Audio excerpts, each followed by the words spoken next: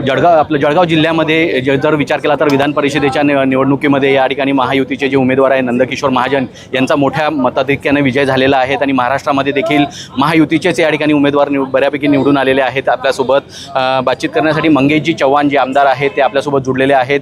आणि मंगेश दादा काय सांगणार, या ठिकाणी महाराष्ट्रामध्ये जर विचार केला तर महायुतीच्या उमेदवारांचा मोठा विजय या ठिकाणी झाल्याचा पाहायला मिळतोय। महाराष्ट्रामध्ये 17 पैकी 16 जागांवर महायुतीचा विजय झालेला आहे। स्ट्राईक रेट जसं बघाल तर हा ओव्हरऑल स्ट्राईक रेट हा आतापर्यंतच्या महायुतीच्या निकालांचा मागच्या 25 वर्षाच्या निकालांपैकी हा सगळ्यात मोठा स्ट्राईक रेट आहे। जळगावची जागा देखील अगदी 614-15 मतांपैकी 582 मतं म्हणजे 96% मतं ही देखील इथं मिळालेली आहेत। एक मोठा विजय हा इथं संपादित झालेला आहे। एकंदरीत हे सगळ्या कार्यकर्त्यांचं श्रेय यामागे राहिलं आहे। सगळ्या कार्यकर्त्यांनी अगदी मेहनत घेतली, त्याचंच फलित हे एवढा मोठा विजय आम्हाला मिळाला आहे। निश्चितच जर पण बघितलं तर नाशिकमध्ये मोठी बंडखोरी या ठिकाणी झाली होती, जळगावमध्ये पण देखील झाली होती, पण दुसरीकडे जर विचार केला तर युतीमध्ये कुठेतरी पाठीमागे खंजीर खुसपल्याचं चर्चा या ठिकाणी म्हटल्या जात आहेत। या ठिकाणी गोकुळ गीते जे आहेत नाशिकमध्ये अपक्ष उमेदवार यांचा विजय या ठिकाणी झालेला आहे। त्या चर्चेला काही अर्थ नाही। अगदी एकनाथ शिंदे साहेबांपासून तर सगळ्या प्रमुख नेत्यांनी त्यामध्ये लक्ष घातलं होतं। गिरीश भाऊ तिथं थांबून होते, परंतु स्थानिक उमेदवारावर मोठ्या प्रमाणात नाराजीचा फटका तिथं आम्हाला महायुतीला सहन करावा लागला। कुठेही गद्दारीचा प्रश्न नव्हता, तिथं अगदी शिवसेनेचीच मतं फुटलीत, सगळ्याच पक्षांची मतं फुटलीत, कोणालाही त्या उमेदवाराला मतं टाकावी असं वाटत नव्हतं, त्याचा हा फटका तिथं भोगावा लागला।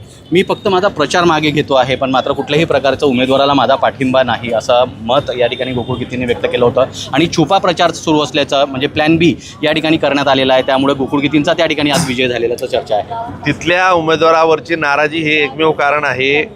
सगळ्यांनी नाराजी घालण्याचा प्रयत्न केला, परंतु राजकीय जीवनात 5-7 वर्ष काम केल्यानंतर इन अँड आउट्स जेव्हा मतदार आपल्याला एखाद्या उमेदवाराला परीक्षण करतात, त्यांना जज करतात, जर ज्यावेळेस मतदारच त्यांना मतं देत नाही तर त्यावेळेस किती नेत्यांनी समजवलं तर काही फायदा होत नाही। त्याचा हा नाशिक एक उदाहरण आहे। प्रयत्न करून देखील तिथं महायुतीला आम्हाला सगळ्यांना तिथल्या उमेदवारांना तिथल्या मतदारांना समजवता आलं नाही, त्यांची समजूत घालता आली नाही।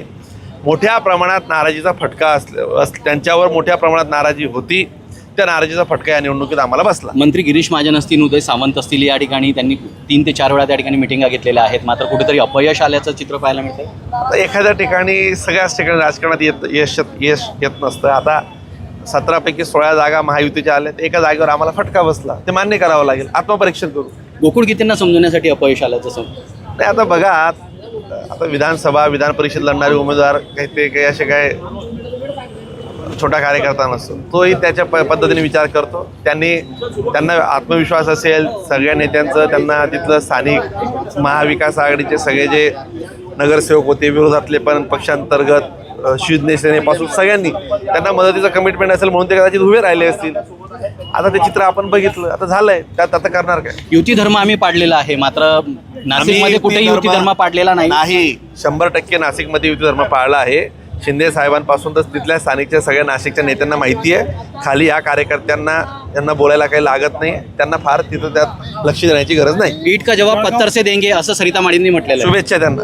निश्चितच जर बघितलं तर या ठिकाणी युती धर्म पाडला गेलेला नाही आणि ईट का जवाब पत्थर से देंगे असं सरिता माळींनी म्हटल्यानंतर मंगेश चव्हाण यांनी त्यांना शुभेच्छा दिलेल्या आहेत। मात्र कुठेतरी नाशिकमध्ये या ठिकाणी नगरसेवक नाराज असल्याचं मत या ठिकाणी व्यक्त केलेलं आहे। तर नगरसेवकांची नाराजी ही मतपेटीतून व्यक्त झालेली आहे आणि अपक्ष उमेदवार जो आहे गोकुळ गीते याचा या ठिकाणी विजय झालेला आहे आणि जवळपास राज्यामध्ये जर विचार केला तर 17 पैकी 16 जागा ह्या महायुतीच्या निवडून आलेल्या आहेत, असा आनंद या ठिकाणी मंगेश चव्हाण यांनी या ठिकाणी व्यक्त केलेला आहे। सुमित देशमुख, लोकशाही मराठी, जळगाव।